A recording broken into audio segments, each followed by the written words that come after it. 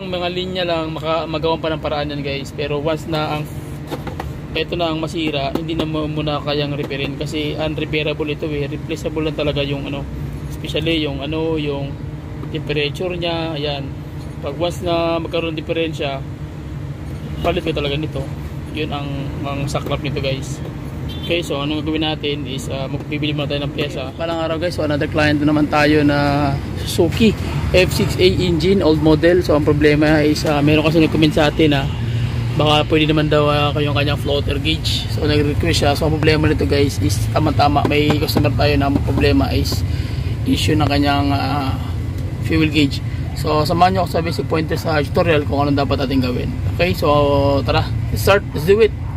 Okay, ngayon guys, ang mapapansin natin ngayon dito, yung floating gauge, yung kanyang fuel gauge is hindi na gumagalaw. So kanina, wala susi, ayan, tanggalin mo yung susi. So yung gauge na kanina nandito sa kalahati, so ngayon titing bumaba. So problema nito, i-check pa natin kung ano yung dahilan. Okay, kasi medyo busy ako, emergency landing kasi itong pagka-vlog ko na to kasi nga may nag-request sa atin. Yung sira daw yung floater nya, yung sa gauge, so, hindi niya alam paano siya titirahin. Wait lang Okay, so ayan na, tinanggal na natin yung yung dashboard. So makikita nyo dito guys, talagang repairado na siya, wala na siya mga valve. Ayan, so ibig sabihin repair na to o talagang sira na talaga siya. So ang problema nito ganito, wala na mga valve, sila na rin. Ang problema nito, yung kanyang basic pointers pa rin guys. Ito yung kanyang speedometer na nakatuhog naman dito. Ayan. Ayan, ito. Ayan o. Parang niya, pinaka idle needle niya.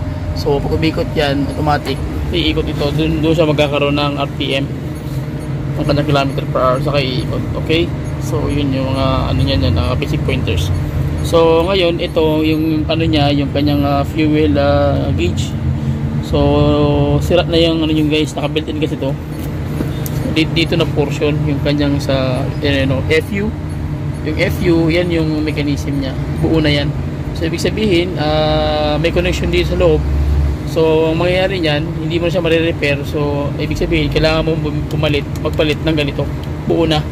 Pero kung lang, mga linya lang, magawan pa ng paraan yan guys. Pero once na ito na ang masira, hindi na muna kayang repairin kasi unrepairable ito replaceable lang talaga yung especially yung yung temperature niya. Ayan, pag once na magkaroon ng diferensya, palit ko talaga nito.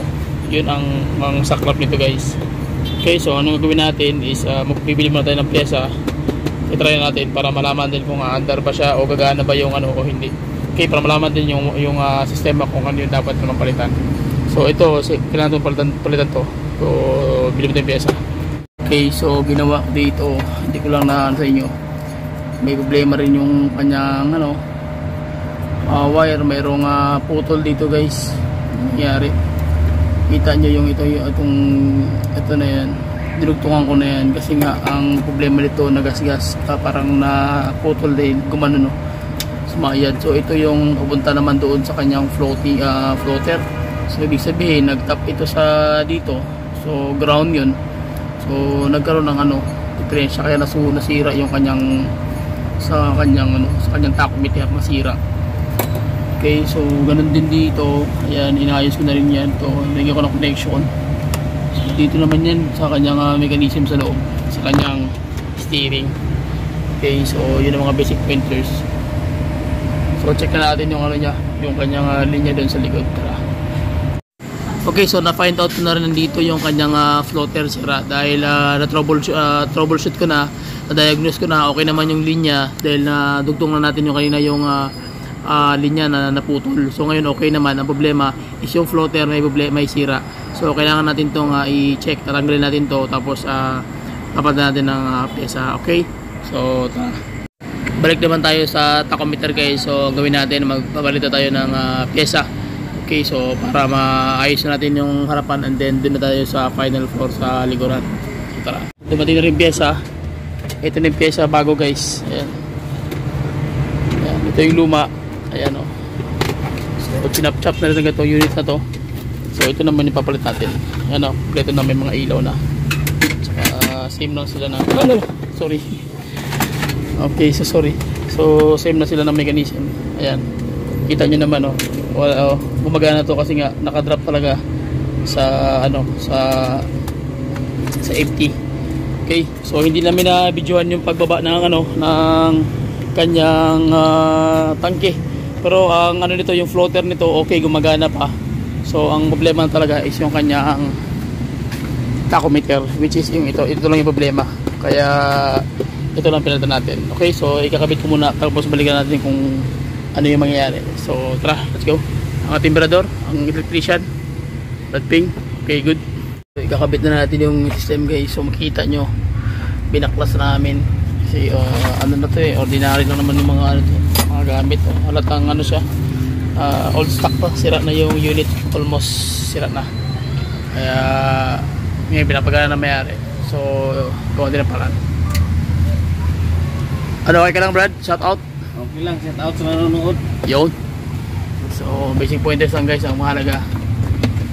Yan, kabit natin para okay, so ikakabit na natin guys yung kanyang tachometer. So huwag nyo kakalimutan yung socket. Yan, dalawa lang yan. Kailangan mapitik siya. Papitik ko din mo para plak yun. Okay, okay na. Tapos yung isa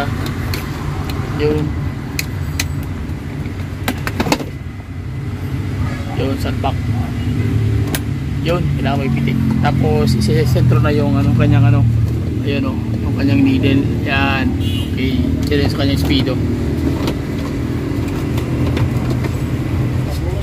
Okay, tignan natin yung mayayari.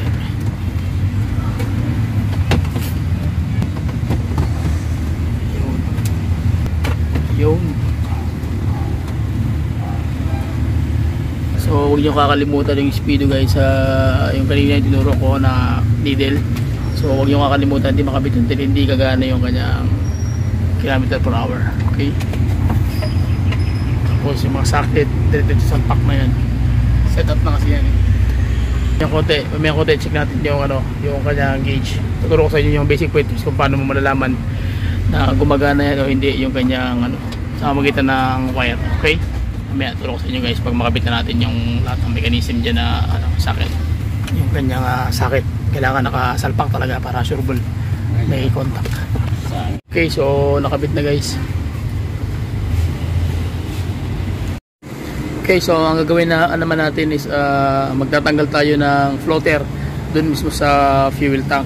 Okay, para matest naman natin yung floater kung okay ba siya o hindi na, or kailangan ba siyang palitan. Okay, kasi nakita na natin na kung may problema yung kanyang tachometer, which is nagpalit na tayo ng brand new. So doon naman tayo sa floater guys. So tara, let's go. Okay, so yan yung floater niya guys. Ang gagawin natin, hindi na natin bababa yung tangke. So dudukutin na lang natin yan, tawag yan, para makuha natin yung floater na yan. So yan yung floater guys, yan nakikita nyo yan. So one pin lang yan kasi old model kasi ito eh. So yung pin na yan, supply niyan is galing dun sa may dashboard or sa module niya na sa mga 3 to 6 volts lang ang yan ang kaya nga i-supply. Okay, so yan ang tatanggalin natin, tapos check natin kung okay ba siya o hindi na. Okay, so dahil gabi na ngayon, so bukas na natin na mababaklas guys. So balik kayo bukas pag matanggal ko na yan. Okay, so sige, tara. Okay guys, so hindi ko na binaba yung mismong tangke. So dinukot ko na lang yung kanyang floater. So ito yung kanyang floater. Yan. So one pin lang ito, old school. So ito naman siya, papunta na magmumula to doon sa sa kanyang module. May module to na maliit para controller dito. Electronic na nakabuilt-in naman din sa kanyang sa indicator sa dashboard. So ang mangyayari nito, meron na voltahe ng mga almost mga 3 to 6 volts para yung maglalaro dito sa nito. Check natin. So check natin guys para malaman din kung ano yung mangyayari dito, kung okay ba to o hindi na. Okay, so na-find out ko guys, na check ko na ito. Ang problema sira talaga yung kanyang floater. Kita nyo naman yung kalawang. So ayan grabing ano na, tagal na, so sabihin junk na talaga ito. So may supply naman yung ano, okay na yung supply dito mula dyan sa tachometer papunta dito. So ang problema is ito mismo yung mechanism. So ang gagawin natin, kailangan natin magpalit ng buong pyesa ng ganito para ma-address natin yung concern. So maganda na yung magiging supply. So ang gagawin natin, i-check natin yung buong mechanism ito kung may supply ba o wala para makita nyo rin kung anong gagawin. Okay? So ang gagawin natin ngayon guys, magpapalit na tayo ng pyesa, bibili tayo ng pyesa, and then magpapalit tayo ng bago para sure talaga. So tara, let's go. Okay, so ayan na guys, makabili na tayo ng bago, Japan, Osaka Japan brand. Ano straight man kung kanya oy? So ayan, same sila ng ano, same sila ng parts.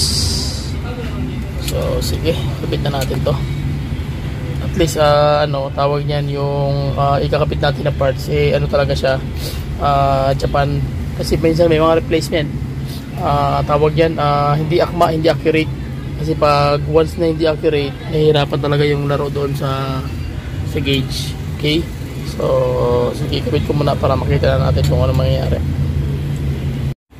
Okay, so ang gagawin ko ngayon, ipapakita ko sa inyo yung tawag niyan, yung voltahe na magmumula rito papunta doon sa kanyang floater, which is positive. Okay, so kita nyo naman, nag-aim na, nasa empty na siya, so hindi gumagana yung susi. Ayan, kahit magana yung susi, tawag yan, naka-down pa rin siya. Mas lalo siya mag-down kasi nga wala na siyang connection doon sa floater, wala na siyang ground, so automatic magda-down talaga ng 0 yan. Okay, so tara, check natin guys, naka-on ang susi, tingnan natin yung voltahe. So ito na yung mechanism. Yan. Okay.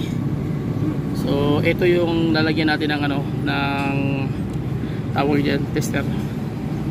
Wait lang, hirap na isang kamay. Okay, so ayan na guys. So yan yung ano na yan, yung terminal na yan. Oh, mayroon sa supply na galing sa kanya. Galing mismo doon sa tachometer. Malabo 6 volts. Ayan o, 6 volts, 6.7 volts galing dun sa tachometer. So yan ang ilalagay natin dito, salpak natin dito. So ilalagay natin dito ngayon sa terminal na to. So tara, ground guys. So kailangan naka-on yung switch. Okay, so meron siyang ground, tapos yung ano niya naman, kasi call yung ano niya naman guys, ito supply napunta dun sa ano. So ground na siya. So ito, supply nito is ano, nasa mga 5 volts. Yung supply nito nasa mga 5 volts. So nilabas ko muna para makita nyo na actual. Ayan o. So di ba? O ngayon gumagana na kasi naka-full na siya eh. So i-down naman natin ito. Yan. I-baba natin para mag-down naman siya doon. Okay, silipin natin. Sinagad ko, dandahan naman siyang bababa ng bababa. So hindi siya ganoon kadali, okay? Kasi dandahan lang yung ano yan eh, yung sistema ng pag-up sa pagbaba. Okay, so at least kita nyo na paano yung pagtrabaho ng floater. So yun nga lang, marami nga lang tayo papalitan. Papalit ka ng mga electrical, mga parts, especially ito, tsaka yung buong mechanism. Okay, so ang gagawin natin guys sa sunod na sistema is yung ikakabit ko na yung buong mismong mechanism ng kanyang floater. So para doon na natin ma-actual test talaga kung ano yung kalalabasan ng ating ginawa. Okay, so for finalization na yun guys. So tara, kabit muna natin, then let's go. Okay, so kinabit ko na. So nung tinanggal natin, nakita nyo naman na gumana siya. So ipakita ko sa inyo actual na ito, meron tong positive na magmumula sa dashboard. So pag nilagay natin dyan, magiging negative na lang ito. Bakit? Kasi nga tawag yan, yung reading niya doon na diretso sa ano, sa kanyang dashboard. Kaya yun ay papalo doon yung floating yung floater gauge niya. So yung positive mawawala na. Bali doon na siya maglalaro doon sa kanyang ano, sa tawag yan, doon sa tachometer. Okay? So sige, try natin guys. Okay, so yan. Kita nyo naka-empty yan. So i-on natin position. Ay, wait lang. Pakita ko mo sa inyo na wala siyang supply. Okay. Asan na yun? Ayan o, itatap natin. Tingnan nyo. green, ibig sabihin pag green, ano yan, ibig sabihin yan, ground. Wait lang, nakakonect sa ground eh. Yan. So green pa rin. Ayan, so mamaya i-on natin. Tingnan nyo, ang lalabas dyan is ano na yan, positive na. Yun, sinipon ako guys eh, on position. Okay, so iba na yung tunog, positive din tunog nya. Ayan, nakita mo. So 6.5 volts. Ayan. Okay, so ang gagawin natin ngayon kay 6.5 volts yan. So ang gagawin natin guys, salpak natin nandito. Ito pa isang kamay lang. So tingnan nyo to, ground to. Ayan o, diba ground. So isasalpak natin dito yung 6.5 volts. So siya na. Okay, hindi ko makita. Ayun. Okay, so tingnan nyo mabuti Ayan o, 3 volts na siya, 3.1 volts.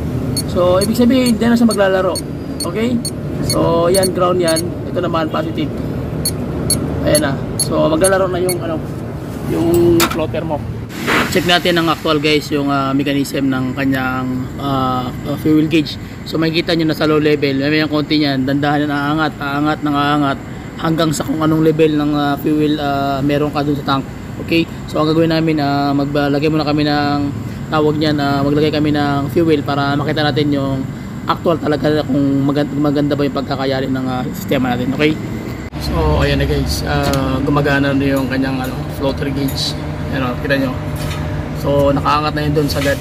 Tapos nandahan siya, aangat hanggang sumagat siya dito sa full. Okay, so pag inon mo yung susi, gagana na yan kasi meron na siyang positive tsaka meron na siyang ground.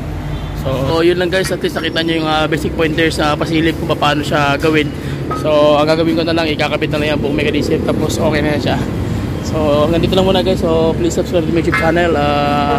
Shoutout sa atin lahat, sa lahat ng mga kapwa mekaniko, sa bagong mekaniko, at sa lahat ng mga unit owner, at sa lahat ng mga sumusuporta sa Carscreen TV. So please subscribe to my YouTube channel. Bye-bye and God bless. See you.